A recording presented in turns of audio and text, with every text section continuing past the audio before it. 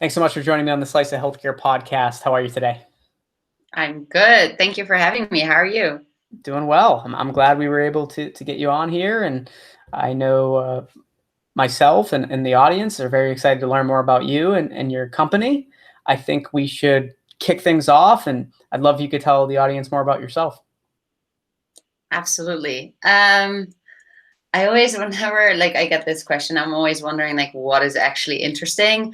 But I suppose my background is I've always worked in technology and tech startups. It was something that I was super intrigued and excited about. I'm originally from the Netherlands, grew up in Europe, went to university in London, started actually in fintech, realized that I hated finance, but I really loved the technology piece. Fast forward, moved with one tech startup that was pretty successful, moved with them to the US 8 years ago to build out their operations in the US. And, I was only supposed to be in the US for about 6 to 12 months to build out the team. Obviously, fell in love, had kids, and, never left. But then fast forward when that exited, I really started reevaluating what I wanted to do career-wise. And we'll talk more about Manatee, but that was one of the reasons why I started Manatee. But yeah, that's a little bit about, I guess, myself and my background. Yeah, I don't know if there's anything else that's super exciting, but I love traveling. I lived in a lot of different countries. I also studied in South America, so I studied in Mexico, Argentina, and Uruguay. I worked for an elephant orphanage in Southeast Asia. So I've done a bunch of things around traveling, and I'm always excited to meet new people. Yeah, I'll tell you, I'm trying to listen in for an accent. I can't. It's almost like you.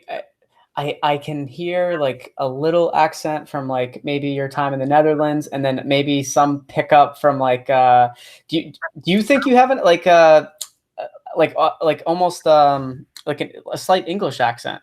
Well, I think because English is not my first language, I'm kind of an accent sponge. So it really Yeah. depends who I'm with. So if I'm with someone from the UK, so I still have a lot of friends from London.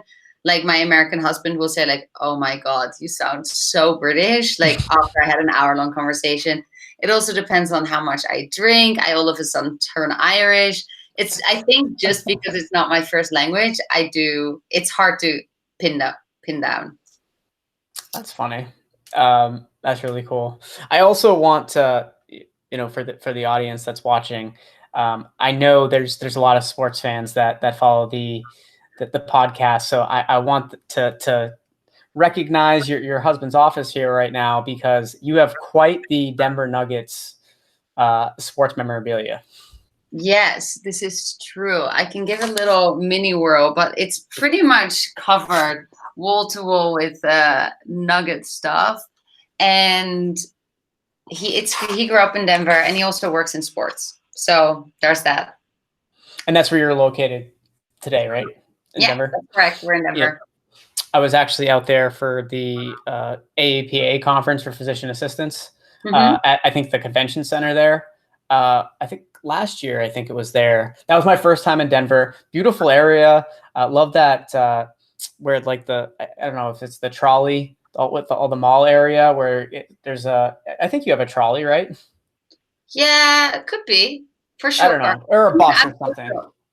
I Okay. will say I'm not we've only moved here 2 years ago, and I'm actually like a pretty lame suburban mom, so I can't say that I've ventured out too much around Denver, but it Okay. is beautiful. And you have some really awesome areas here. Yeah, absolutely. Cool. Well, why don't we dive into Manatee a little bit? I know Mhm. the audience would love to hear more about, I guess, what the core focus is. You already kind of alluded to why you started the company a little bit in your intro, but we'd love to hear more. Yeah, absolutely.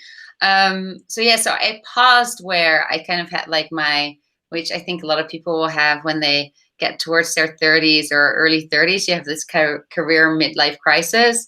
So that was for me also in conjunction when I had my first kids. and really reevaluating what mattered to me. And I grew up also, like on another personal note, I grew up with a brother who had a variety of mental health disorders, and I just saw what that treatment process looked like for him and what he really disliked and what was frustrating for my family and the challenges that we had. Realized that those challenges were actually pretty universal. So felt like that was something I really wanted to do something with. And then my background in technology and just having worked in, fast growing tech startups, I kind of had that part down to a certain extent. And then when I started looking at the market, I was actually shocked to see that there was just not that much out there for technology enabled pediatric mental behavioral health. So a year and a half ago, we founded the company.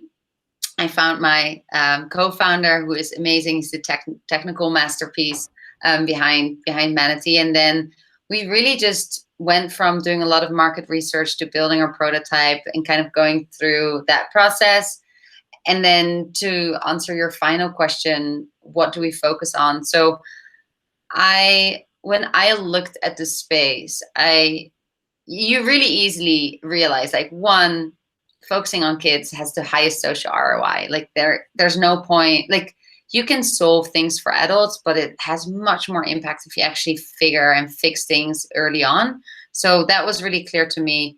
That there's an access problem was really clear to me. So I felt, even if we enable every single provider in the US to provide a ton of care, you still have a really big disjoint between demand and access, and demand and supply, I should say. So I felt it was really important to include the family. I felt it was really important to use technology so you can track progress, make it engaging, make it fun. And then the third piece, I really wanted it to include also the perspective of the child. And I felt that that was really missing for a lot of things that I saw out there. And ultimately, if the child isn't bought in, it's going to be really hard to make any progress. Interesting. Yeah, I'll tell you. So a lot of the guests that we have on the podcast, one of the questions I always ask them is, it's been a crazy year, right? How has COVID affected Manatee? Positively, negatively? It seems like most of the companies, it's actually for something that is, a pandemic being negative. For companies in the digital health space, though, it's been actually a little bit of a boost. It's helped maybe move the state of the industry forward by a couple of years. How has it affected you and Manatee? Yeah, I would agree that it's just not as straightforward and simple as like good or bad, right? Like on a macro level, absolutely, it has massively accelerated the progress that the industry has made. So that's one, that's good. What's obviously the second piece that kind of is in our favor is the fact that, unfortunately, mental well-being and mental health has been really challenging when we're in times of uncertainty. People lose their jobs, kids can't see their friends anymore. Like, obviously, all of those things have a pretty traumatic impact. So that means, however, that mental health for families specifically has become a really big area of focus for health plans, for providers, that may have not been there before. So that's all positive, I suppose. On the flip side, I think for us, one of the other things is like that interaction that you have. So for example, we see it in our like onboarding and our engagement. People do also tend to engage a little bit less. They're tired of technology. They're tired of screens. They're tired of devices. And it's a little bit harder for us to have that initial engagement because you do everything via Zoom. So for example, when we want to onboard and enroll in family, it's much easier for our providers to do that in a waiting room. And they can say like, oh, let's do this together versus trying to do that via Zoom. So there's some challenges that come with remote working and remote interaction, but certainly on a macro level, it has accelerated a lot of things. Interesting. Yeah, I feel like your business too, in particular, when you're dealing with like the mental well-being, right? I feel like that is one of the areas. Like, I have some friends that have started behavioral health companies, and they've said the same thing to me, right? Where kind of adoption and the acceleration of telehealth and related services has really kind of skyrocketed and moved forward by leaps and bounds. It's been a rough year. A lot of people are going through some things, even beyond what they may have usually gone through. This is not normal, right? Like, I think this is unique circumstances, the times that we're in. But yeah, I mean, I really appreciate everything that you're doing with Manatee, and I'm excited to continue to follow your path and the company's path. Where can people learn more about the company? Yeah. A variety of places, of course. So on social media, we're pretty much everywhere at getmanatee.com or at getmanatee. So that's Twitter, Instagram, Facebook, all of those good things. You can find me on LinkedIn under my name, which is Damayanti Dipayana. And then our website is getmanatee.com. I'm going to already apologize in advance. I don't know if I'm going to be able to say your name as well as you just did in the intro. Let's practice, I guess, one more time. How do we pronounce it exactly?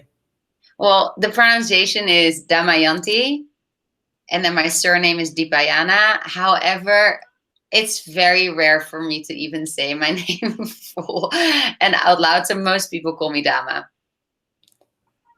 Okay. Maybe I'll stick with that. I like your name. I just butcher names.